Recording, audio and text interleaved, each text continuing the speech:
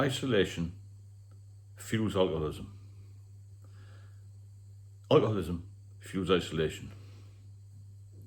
It's a horrendous trap to get into and virtually impossible to get out of. Now in 2014 I started to dabble with the booze again after 8 years sober, and I thought, wow, I can have one or two, get back in the game again, even though I knew I was a problem drinker, even though I knew I was an alcoholic, because we keep trying, don't we? I don't know why we keep trying, because I don't know what we're looking for, because we're never going to be in the state of having that bit of a buzz when you're a youngster or having a good time. That's way gone, because a problem drinker doesn't really want to drink. A problem drinker needs a drink. Now, the thing is that when you start to feel down again, you start to drink too much, then you self-isolate because you don't want to see people. Now, my problem all through my drinking life was severe anxiety.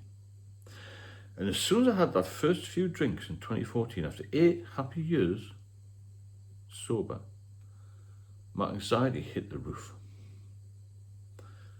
And I found it very difficult even to converse with people. I would go anywhere. I would go into shops. I would get my hair cut. I would go to the doctors. I would go to the dentist without having a drink first. This is what happens to people. I couldn't do anything without having a drink first. And eventually got such an acute point where I couldn't even get out of bed without having a drink first. So the 8 years I'd spent off the booze vanished within days, weeks. And from having that one or two a day, I was drinking from 8 o'clock in the morning again, or whenever I woke up. Because of that, I became isolated. I lived in a flat, and I didn't do much. And I didn't really want to see anybody, or speak to anybody, not even neighbours, anything like that. All I wanted was to get some booze so I didn't have the pain of withdrawal. I couldn't get any diazepam, so I knew I'd have to try and self-medicate myself, try and taper down. I tried to do that. For me, tapering down didn't really seem an option after a while. Even went to Manchester and tried and do that with my daughter. Tapered down a little bit, but I used to nip the pub when she was out. It was pathetic, really. So then I came back to Newcastle. I was isolated in a flat. And then the only time I went out was really to get more supplies. And then maybe get the pub just to sort of feel a bit of life. But in the end, I was just isolated completely. My family used to ring. I wouldn't answer the calls. My sister used to try and pop in. She just ran answer the door. All I wanted to do was just curl up in a ball and go to sleep. I thought I wanted to die, to be honest with you. So basically, if you're on your own, it's quite difficult, because you start to feel sorry for yourself. And you go through the past. That's just you, what if? And you start to doubt yourself and you start to hate yourself. And this is a problem. And you don't want to reach out for help, and you think, that's gone, I can't do this. And I become so depressed with it all that nobody really wanted to speak to me, because it was a pain in the arse. So that's what I mean about the cycle, you see.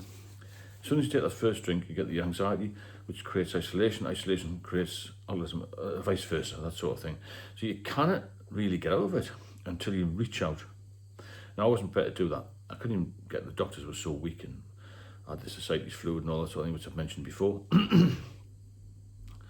And this is why I can't drink again, because I'll be isolated again. I don't like being isolated. I'm quite a sociable person, very sociable actually, but it makes you isolated.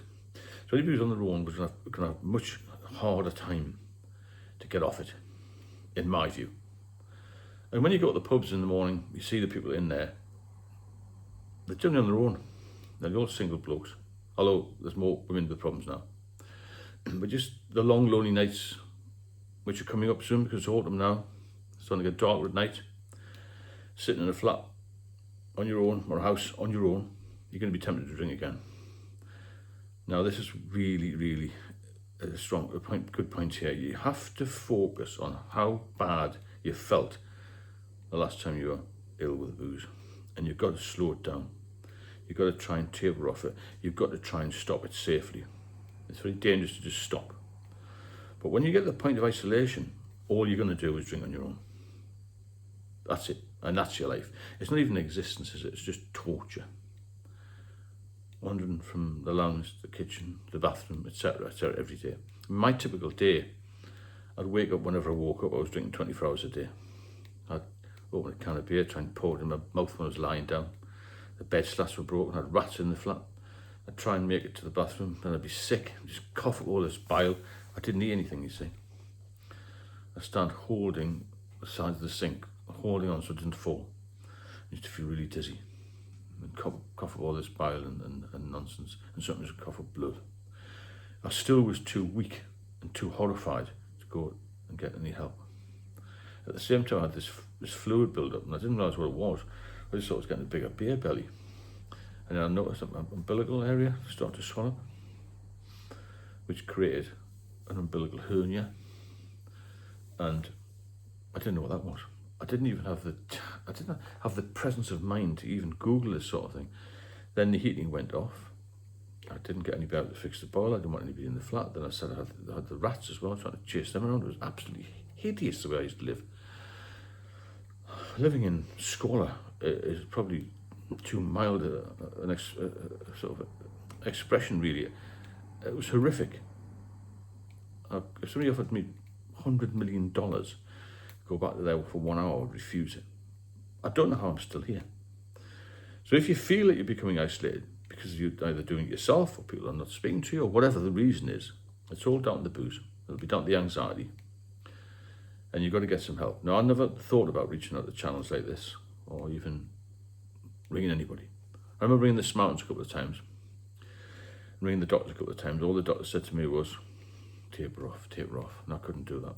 In the end, I had to go to hospital because I was so ill with it all, and then I was in the system, the NHS system, for 2.5 years because I was so poorly, so fragile, so deconditioned with it, and I nearly died.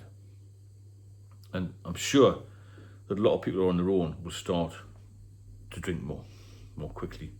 Because if you've got somebody there, somebody to discuss things with, it makes a massive difference. You see, addiction is created by lack of connection. And if you're not connected with anybody, you find somebody else that's going to connect you. And the connection was me and alcohol.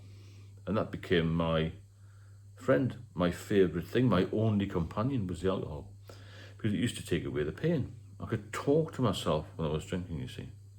Talk to myself, listen to a bit of music, talk to myself again. That's my connection. There's been various experiments done on this. And isolation will definitely have a higher chance of taking you down the alcohol route, or the alcoholic route, which is frightening. Even a thought, isn't it? If you're feeling like this, you're feeling down, get in touch with me, or in touch with somebody else, get some help, get in touch with the doctors, fight this. You've got to fight it. You've got to fight the alcoholism, you've got to fight the isolation, you've got to fight for your life. I hope you benefit from these videos. Some of them are quite harsh, but I'm telling the truth here. It nearly killed me. Now I'm back on track, and I'll never go back there again. I can't go back there again. I'm too old. I've had enough. Completely done with it all. Alcohol and me are now finished. And I mean that for life. I do lives at night. If you want tonight at 9 o'clock. If you want to jump on that, please do. If you want one-to-one support, I do a one-to-one mentoring support service. The link for that's in the description on the video. I've got an ebook out. Please get in touch. I'm here to help. And if you like the videos or you benefit, then please like and share and subscribe to the channel. And I'll speak to you very soon.